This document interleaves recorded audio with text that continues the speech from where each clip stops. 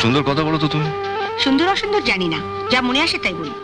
যেমন আপনাকেও আমি বলে রাখি, যেদিন পাত্রপক্ষকে নিয়ে আমায় দেখতে আসবেন সেদিন কিন্তু আমি ওদের সামনে পেছন ঘুরে দেখাতে পারবো না আমার চুল কতখানি লম্বা, কিংবা নিজের চুল টেনেও দেখতে দেবো না পর চুলে পড়ে আছে কিনা। আপনার পাত্রপক্ষ যদি বলে মা একটু চলে দেখাও দেখি, আমি কিন্তু সোজা হেঁটে ঘরের বাইরে চলে যাব। আর আমি খোড়া না ল্যাংড়া তা বোঝাবার জন্য একবার সামনের দিকে আর একবার পেছন দিকে হেঁটে চলে দেখাতে পারবো না। যা দেখবার বুঝবার আপনি দেখে বুঝে নিন।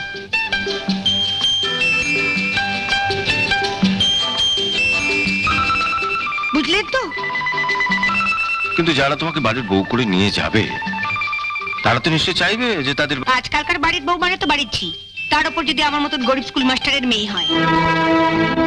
আমি তার বৌদিদের মতন কপাল নিয়ে আসিনি কে যে বাড়ির বউ হয়ে যাবো সে বাড়িতে আমার মতন একখানা ননদ থাকবে যার কাঁধে সংসারের সমস্ত দায়িত্ব চাপিয়ে দিয়ে আমি বৌদিদের মতন পটের বিবিসে যে গায়ে হাওয়া লাগিয়ে বেড়াবো। বৌদিদের উপর তোমার খুব রাগ দেখছি। ওসব রাগ টাগ বুঝি না।